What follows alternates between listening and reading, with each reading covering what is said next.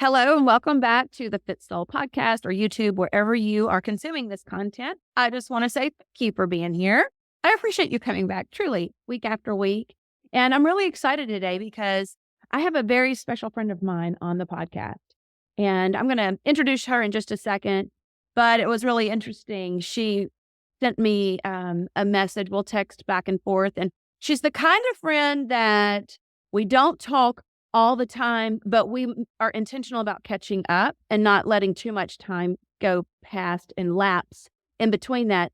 But it's the connection we have is very deep and spiritual, and it just is. It just is what it is, and it's rich. It's like a beautiful cup of rich coffee.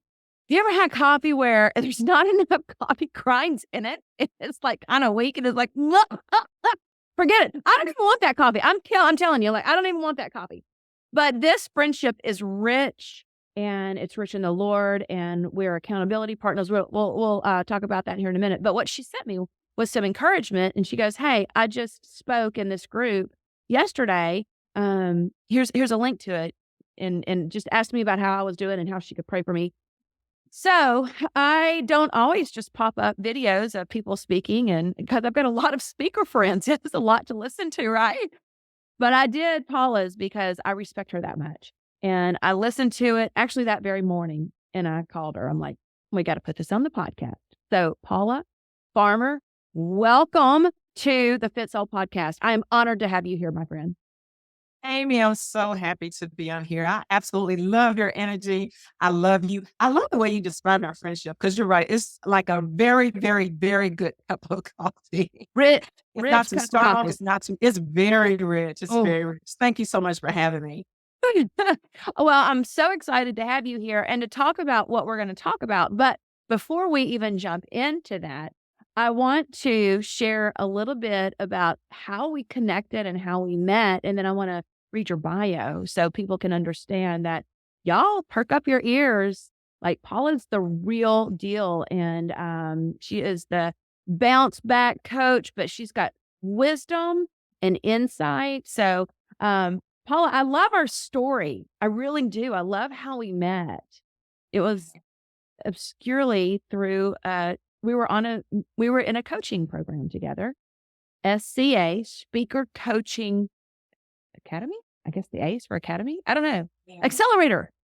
That's what it was. Accelerator. Yeah. Accelerator. Yeah. And it's a program that is through Marshawn Evans Daniels, who y'all know. I love Marshawn. Marshawn's been on the podcast before. Yeah. Love her.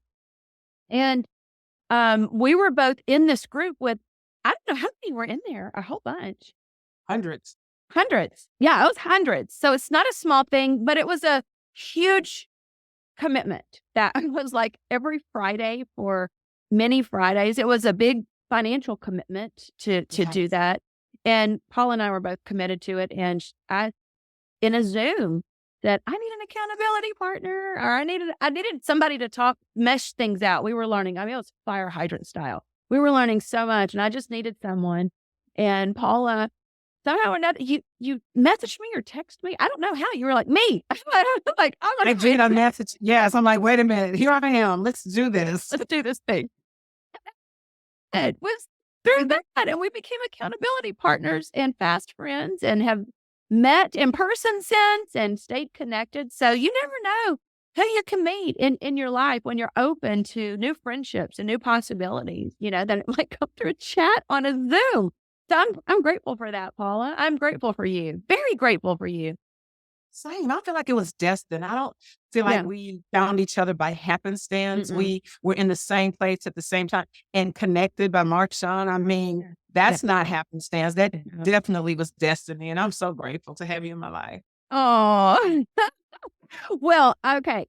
So Paula, I have learned so much from her. She is, she's wise and just great. In fact, so my audience is also familiar with Lisa Lou Fitness, or Lisa Arndale, my best friend of 30 years now. And it was funny because we went to a retreat, Brooke Thomas's retreat, LOL, Live Out Loud. And I was off with another friend, and we had bought a VIP ticket or something. And you and Lisa were together. And I was so worried about, making sure everybody's connected. And Lisa's like, oh, I love Paula. I'm like, who doesn't love Paula? Like, what's not to love? Okay. So Coach Paula Michelle has been known for years on social media as the bounce back coach because she shepherds people through encouragement, enlightenment, and impactful content. She's the founder of CEO Core Value Leadership Consulting, and she brings over 2 decades of experiences to her services, which include coaching, speaking, and human resource consulting and personal development. Paula is credited for helping thousands of leaders to maximize their strengths, elevate their beliefs, monetize their value, while bringing to fruition personal, professional, and spiritual goals. The key to create and nurture a healthy sense of self-confidence. According to the Institute of Coaching, 80% of people who receive coaching are reported a significant increase in self-confidence. That's great news because of coaching is Paula's superpower. I totally agree with that. She uses her power to propel others as she strategically scares the it looks like it's supposed to be SHIT, but it's SAFE. Safe out of people, release fear, and invite her faith. Paula has several degrees, countless certification and awards in the past 6 months. She's earned certification from Cornell University in Women's Entrepreneurship, as certification to Athena International as an International Leadership Institute facilitator. She's the vice chair of women's leadership for Nashville Cable Organization. She's the president and director of the Music City Toastmaster Club. She sits on several boards. She's a member of the Chamber of Commerce, the Kiwanis Club, the Cable Nashville, and Delta Sigma Theta Sorority Incorporated. She is instrumental in launching entrepreneurial leaderships and degreed in a local HBCU. That's right. You're also a professor. I forgot about that. You wear so many hats, Paula. And you also are a minister at your church on the prayer ministry team and a teacher for Sunday school. So y'all, she's the real deal. This is the real deal. She lives it. She breathes it. She serves others with her gifts, her abilities, the strengths that she has, and she's using her voice powerfully. She's in her community. She's doing the thing. She's serving. She's loving. She's running her business. And we're delighted to have you here. Thank you again. Thank you so much.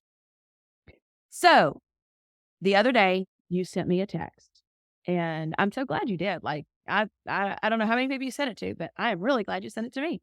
And I listened to it and I was like, wow, Paula, that was a really powerful word. And that's what we're going to talk about today is just that word. And apparently this is your word of the year, and that's where this is all breathed from. So tell us what this word is and why is it meaningful to you? Thanks, Amy. Yes. And so when I sent you that text, and I sent it to a few people, I didn't send it to a lot of people because, you don't want to promote ministry like that because like you said earlier, it's so many different and great, right? Speakers and friends like yourself that you just don't want to, inundate people with those things. Right. But I texted you and a few other people to share it. And so I thought it was important to share because every year God and I do this thing, like I love vision boards, but he and I seek him every year for a word. I'm like, what's my guiding word this year? So last year it was intentionality. So I was intentional about the people I connected to, the people I stayed in touch with, the people I did business with. It was all intentional. Everything that I did was intentional. So this year, he gave me the word, and it was just here recently, last week, whenever that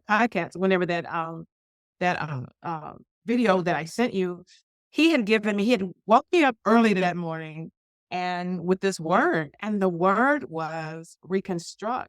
And I was like, reconstruct? 2024 is the year of reconstruction? He was like, yeah. I was like, okay. So what does that mean? Like, what does that mean for me? What does that mean for your people? He was like, look it up. Okay. We have that kind of communication. That's how we talk to each other. I was like, okay, Lord, I'm going to look it up. So reconstruct means to build or form something again after it has been damaged or restored or destroyed. I'm sorry. So to build or form something again after it has been damaged or destroyed. So we know we're talking about the Lord. The something is us. It's people, right? So if he's saying he's reconstructing me, he is building or forming me again after I have been damaged or destroyed. Now, Amy, I'm going to be honest with you and with our listeners. I didn't like that too much. I was like, okay, God, so you're saying I'm damaged or destroyed? Just begin to show me that in our lives, we've all been damaged, if not by a person, by a decision that we made or a decision that we didn't make, or we've all been destroyed by something, right? So I was like, okay, so what does it look like? So I looked up the word damage, and damage means a physical harm caused to something in such a way as to impair its value, usefulness, or normal function. So we can get damaged even by words. If somebody says, like, you're not a great speaker, or you shouldn't do that because you don't have what you need, or you're not that person, that can damage us if we listen to that. So it can be damaging in that way. And then the word destroy means to put an end to the existence of something by damaging or attacking it. So if you look at the totality of the word reconstruction, then I got excited, Amy. I was like, okay, God, I'm under construction. Reconstruct me. I'm open to it. So it has led to so many different opportunities, because really what he wanted me to do is just be open to what he's doing. And so when I shared it that morning, I shared it with one of my prayer partners, and he was like, oh, Paula, that's a good word, but I don't think it's just for you. I was like, seriously? She's like, no, you got to share it with the masses. So that's how it got to our prayer ministry page, and that's how it got to you. Yeah. So good. So build or form something and damage or destroy. And you know what? I would just say that I actually don't think we can live in our present culture without being intertwined in it some way. Like, we live in this culture and it is so broken. I'm reading a really interesting book right now. It's called How to Be Unsuccessful. And he brings up a word. I don't have it. I wasn't prepared to use it on this, but he brings up a word that I'd never heard before. But I think it's syncethis, something like that. Something like, maybe you know the word. But it's how two cultures collide and what happens with that. And the basis of this book is we have our biblical worldview, basically, how we're supposed to live our lives as our guiding light. And the reality is that we live in this particular world. It's a culture of its own. And where these two collide is a constant place of us just being renewed and reconstructed from just where we live. We're not isolated villages. We're all, doing the same thing and having the same mindsets and we just don't live like that anymore. We all live separately. And so this is so good. So when you started to discuss or when you started to think about reconstruction, how do you feel like we can, as believers, take this and start reconstructing our lives? Oh, that's good. So when I think about reconstructing, Amy, it's not so much the physical, right? So, at the beginning of the year, what happens? I begin to reflect on the things, how people reconstruct their physical bodies. When before the new year, everybody goes back to the gym. Right. That's right. They do all the things externally. But what God clearly spoke to me was he wants to reconstruct what's on the inside of us. That's Right. And even down to like how we think about things, because when I begin to think about it, this has just been, 2 weeks ago. I'm like, oh God, that's good. I want my mind to be reconstructed. The word talks about renewing of our minds. So I want my mind to be reconstructed, because we can't ever feel like we're in a place where, oh, I have a renewed mind, so I'm good in that area. We can't be that way. So like, God, reconstruct the way I think about things that I see, things that I hear, even when it comes down to his voice. I want to be able to be open to what you're saying, right? I don't want the damaged part of me or some destroyed part of me to get in the way of what you're saying and what you're trying to convey, even through what I see, right? That's right. What I see, what I hear, and how I interpret it. So once I shift that paradigm, right? Because we just go higher and higher in the Lord when we're open to it. And so once I begin to shift that paradigm, even with doing business with people, I've gotten a couple of new clients that I didn't respond to a request for a proposal. No one picked up the phone and said, I was like, God, I see clear now, right? And so that's just the reality when I began to actually walk in him reconstructing me. So I guess the long and short of it, Amy, for me is I stopped looking at that word or that process that God is taking me through as something negative, right? Oh, yeah. Because the word damaging and destroyed was negative to me. Yeah. But I'm like, God, the word speaks about God is doing a new thing. So I'm like, God, you're reconstructing me. You're doing a new thing in me. So let me be open and receptive to the new thing and not allow the enemy to have me to lean towards it's a bad thing. God is trying to fix you. We're always being fixed by the Lord. He's always remolding and reshaping. We're always on the potter's wheel. We're never going to hop off. So I now look at it with a clear understanding of, man, this is improvement for me. This is improvement for the people I'm in relationship with, whether it's my clients, my sister, my sister, Amy, regardless of the relationship. So now, because I'm under reconstruction, I don't see things the same. Everything's non-traditional to me now. I don't go down a traditional path if that's not what God is sending me. Yeah. Everything is it's a new way of thinking and a new way of receiving. And it's such a great place to be. Oh, I love that. I love that.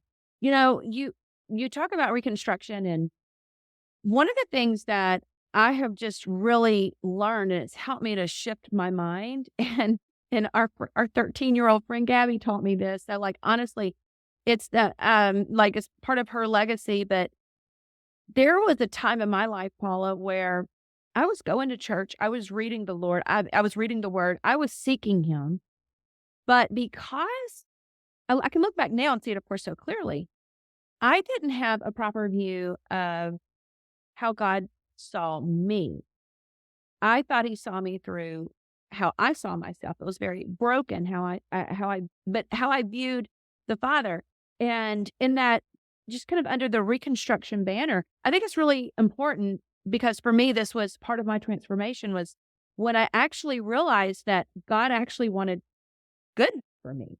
Now, I know that, like, obviously he wants good. Now I can go, yeah, of course. I didn't know that. I thought that I was disqualified because I had done certain things. I've been divorced twice. And because of that, just go live your life as best you can, be righteous. But you know what? God would be embarrassed by somebody that has this background in their life. And you know what? It's okay. He forgives you. But do you see the difference in actually God wants good for me and he can use that in my life? And that when I trust him with everything and understand that he is faithful to his promises. Am I standing on the word and saying, God, you said, you said this, and I don't see it, but I'm saying you said it, so I'm standing on it. But I can't get to that place unless I understand that God loves me. He is love. He is love, number one. He is good and wants good for me, and he is faithful. And if I can't do those three things, it's going to be hard to move into that. And that was a reconstruction that the Lord started to do for me. And I don't know if somebody needs to hear that's listening to that. Like that simple part is hard to go next level until you understand more of that. It's hard to understand your identity and who you are and that you're a co-heir of Christ, a daughter of the King. Go walk worthy if you can't understand that you're fully loved just how you are. Powerful. Yeah, it's very powerful. And I love the word you said, fully loved. It's not a partial love when it comes to, he fully loves us. And I think, Amy, for me, and I keep going back to these words because I want to make sure our listeners, that our eyes are open, right? That the word damage or destroy, God, he's like, I want to move those things out of the way. Those things don't define you, right? Mm-hmm. Those things, every day we wake up, God gives us new mercies, and we love that, right? But I feel like he also gives us a new sense of being, a new awakening, if you will, because yesterday's things don't apply to today. They just don't. It's a new day. And God wants us to experience him in a new way every day. You know, I always say this, and when I first started saying it, I didn't really understand it. It was something God had dropped in my spirit. So I started saying it some years ago, and I'm like, okay, Lord, I don't know what that means. And it's almost like on the video, if you watch that video of me, like you said you did, and everybody else, you know, who watched it, they're like, man, some of my friends are like, man, I could see where you were coming alive. It's almost like you were chasing God. And I was, because I was getting the revelation as I was speaking it. So the thing I'm referring to from years ago that the Lord shared with me is we can have as much of him as we have the capacity to handle, right? And so I'm like, what does that mean? I mean, how do you measure that? So because we all have our own journey, every day, my prayer is, God, I want more of you. My seams may be, bursting. I may be bursting at the seam. It may be stretching me, but I want as much of you as I can handle, because then I can see things the way you want me to see, and not the way Paula feels like I should see, right? And all those things, and even those things you just talked about. It's just good. God wants us to know, I love you, and there's nothing you can do to change that. No, I created you, and I love you, and I want the best, the very best for you, whether that's health, right? Mental health, physical health. He wants us to be whole, right? He wants us to know him on a personal level. And he wants what some people are afraid to talk about. He wants us to be wealthy, not just wealthy in our spirits and wealthy in our health. He wants us to be wealthy financially. And we can have that kind of good success if we begin to see us like he sees us. that is so good. And learning who he is and his character and his nature, it's all throughout the scripture. And you said something, though, I think that's really important here, is that it's a seeking and a pursuing on our end. He's there. We get distracted, we get busy, or we get stuck in maybe some stagnant routine. I do. Like, I found myself even getting up early and having ready for my quiet time. My mind was distracted. I had to learn how to control my mind. I had to learn how to shut my mind off, which often for me means I need to get up and walk and move. I actually can stay activated a little bit longer and more engaged when I'm moving. So I get up early, and I don't care how hot or cold it is. Mama's out for a walk, prayer walk, and I stay activated during that time. But we might have to redo the routines in our life to pursue this. Paula, I hit a place it was this November in 2023, and there was a lot of things that were just happening, and I realized that I was missing the piece of, I was starting to feel anxious and worried, and I've got heavy things going on, but I was starting to feel that. I got some functional labs back that just showed my cortisol levels are through the roof, and I'm like, this is not okay. I've got to deal with my emotions at a different level. And I made a commitment to myself then, is that every single day I will grow personally. I will actively pursue personal development and growth. I will actively pursue spiritual growth and maturity more than what I'm doing now. Like, I have to go next level to have a breakthrough, because I'm struggling with my emotions and anxiety, and I'm also understanding it's really impacting my body, and that's not okay with me. I want optimal health. And so I just want to say to our listeners right now that your growth will require time and effort on your part. It will require energy on your part. That you may need to shake up your routine and do something a little bit different. And you may need to make a fresh commitment. And what does that look like? I started to level up. I have a walk-worthy mentorship where every morning I send my ladies a faith activation text. Well, I shifted that all together. I'm like, this week we were doing this. I was trying to squeeze them in like 2 minutes, and I'm like, no, I got a lot to say. And so now I say it. I try to keep them under 5, but they're good. But that's for their spiritual and personal development and growth.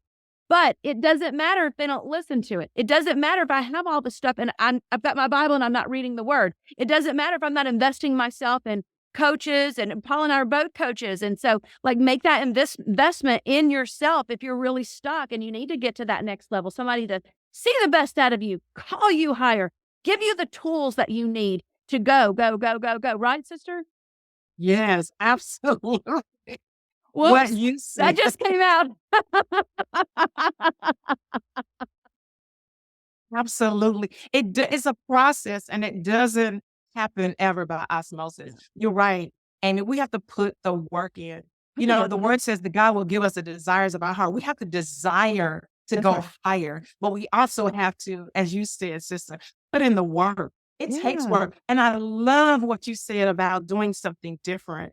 When I was talking about the non-traditional, unconventional ways Yeah. of the Lord, that was out of the way for you. Not that it wasn't doable, but you're like, I'm going to take a walk no matter what. Right. Yeah.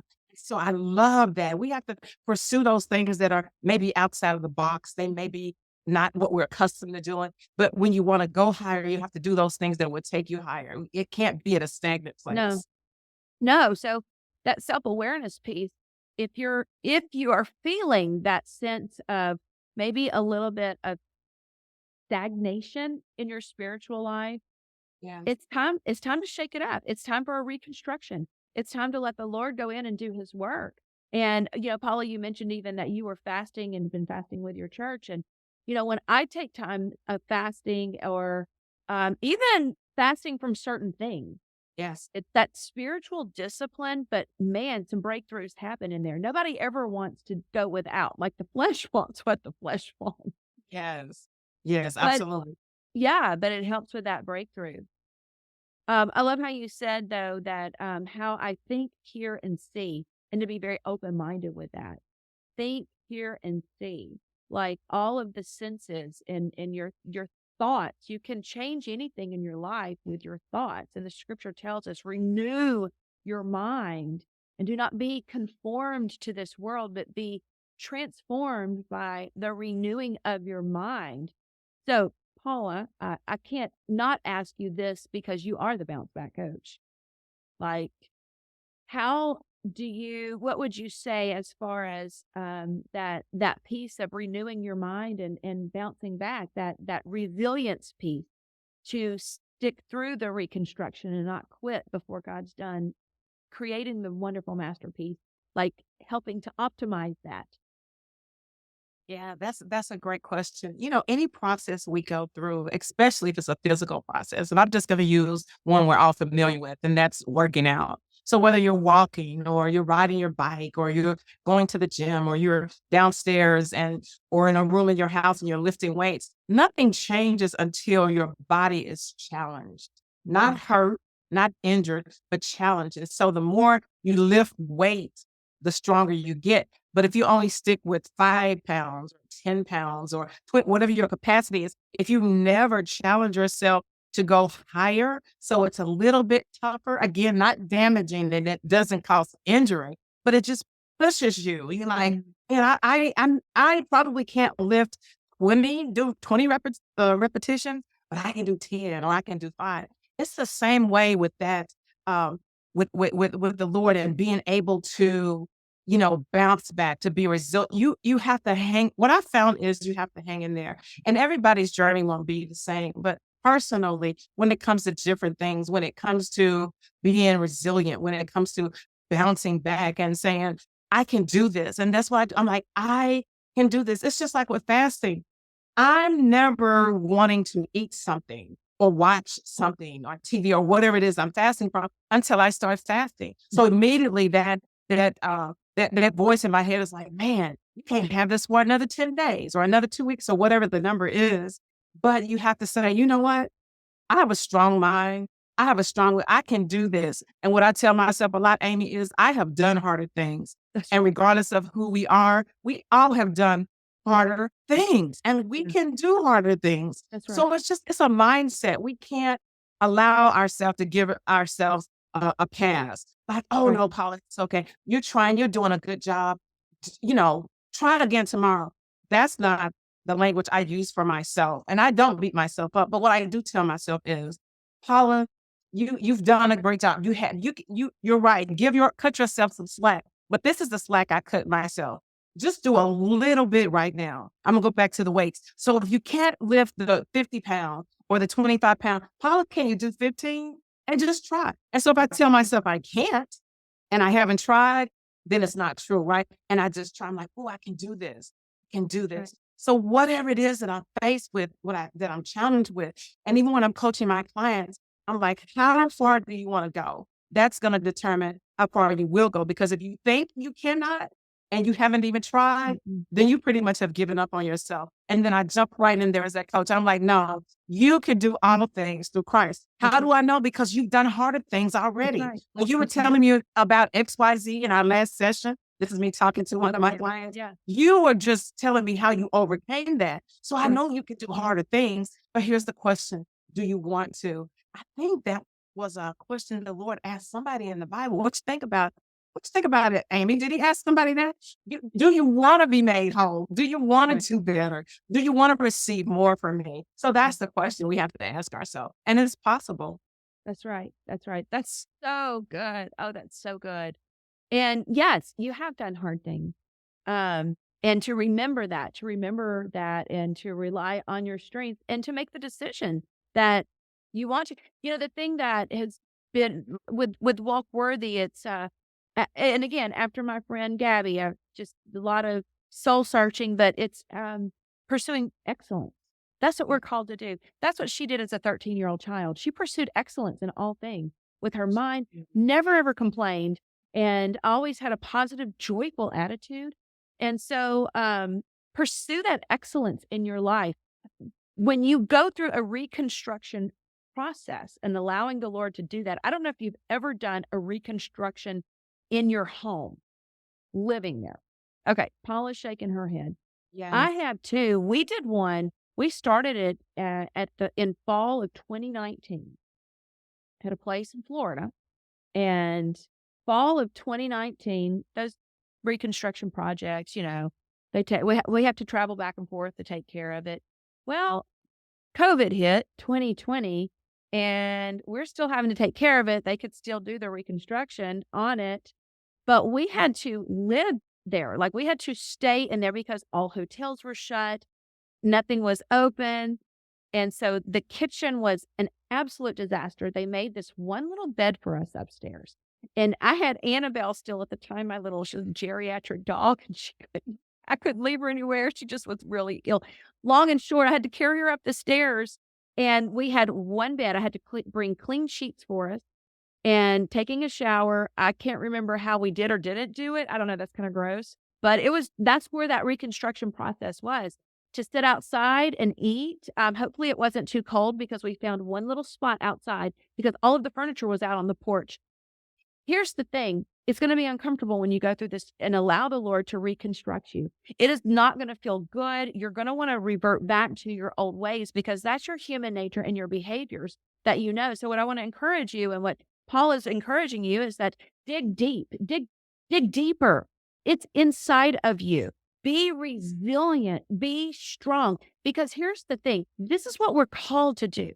We're not called to be wimpy. We're just not. There's too many wimpy sissies and oh, I'm trying it. Stop trying. Do it. Like, do the dang thing. Just do the dang thing. Do it scared. Do it unprepared. Yes. Don't do it ready. You're never going to feel ready. You're never going to feel qualified. You're never going to be ready to go. But the deal is that we're called to this. This is what we're called for. And God's like, I'm calling you higher, but you got to get out of your head and out of your comfort zone, and you got to follow me. If you want this freedom that's over here, and this liberty and this peace, I'm calling you for it, but you got to stop staying where you are, because we're allowing ourselves to stay stuck from spiritual apathy, from spiritual laziness. This is the biggest thing right here, distractions. The enemy has sowed us, y'all, just us. Don't feel condemned by this, because I'm preaching to myself. We are so distracted with things that don't matter. Come on. Say it again. Wow. We are so distracted by things that don't matter. And things are happening in this world, and we're not living on purpose and in our purpose and pursuing it. And it's scary to pursue it. Yeah. It's so scary. Yeah. But we want to be obedient to the call. Yeah. We want to be righteous. And you know what? That's what walking worthy is. It's moving it. It's embracing and becoming. Keep going. Oh my goodness. Okay. Paul, I'm going to have you back on soon. Okay. Tell people how they can find you on social media. Awesome. So I am on Instagram at the number 1, Paula Michelle. That's Michelle. the number one at Paula Michelle on Instagram. You can find me on LinkedIn, Paula M. Farmer. I was going to say Google me or just go on LinkedIn. You can find me. We'll put it We'll all put it on in there. the show notes. Absolutely. 100% put it. And Paula is a coach. She's an executive coach. She does. Do you do, tell us what your coaching services have. Yeah, so I do group coaching and also do one-on-one coaching. I'm actually launching in the spring, in conjunction with our marriage ministry at church, a coaching program just for women who they feel like they are either one, having struggles or having situations in their serious relationships or their marriage where they just feel like, sometimes you're like, I have to be the only person going through this. So it's going to be for those women or women who want to proactively, they are engaged or they are seeking marriage and they're like, I just want to sit under wisdom and learn some of these things instead of experiencing them. Amy, just like with people hiring us as a coach, it cuts their learning curve. And so I'm going to launch that in the spring. But in the meantime, you can get in touch with me. Yes, I'm an executive coach. An executive is not, someone asked me this yesterday, do I have to have a C-suite title? I'm like, you do not. Executive it's not just title, it is where you want to go. Like, do you want to stay at the lower level or do you want to go higher? So it's that too. Also, I do speaking and personal development. Yeah. Yeah. And she's amazing, obviously. She's amazing. And so we're going to put all of her links in the show notes. So be sure and go check her out. Go follow her on social media. And I think she's got maybe like a free coaching guide or something that we can include in there as well. So you can definitely grab that and get connected with her over on the gram and LinkedIn and all the places. So Paula, thank you for sharing your reconstruction message with us. It was challenging, but it was really good. Thank you. Thank you. It's my pleasure. And it's always great to see you, my friend. Oh, I love you so much. All right, friends. Well, thank you so much for being here on this episode today. Please do me a solid. Share it. Share it with a friend. Like, go and share it with 3-4 friends. And if you like this and watch this, throw it in your stories on Instagram. Tag Paul and I. We will absolutely repost you. And we just want to say thank you for being here. Thank you for listening to our hearts. And I will see you all next week. Have an amazing day, friends. Bye.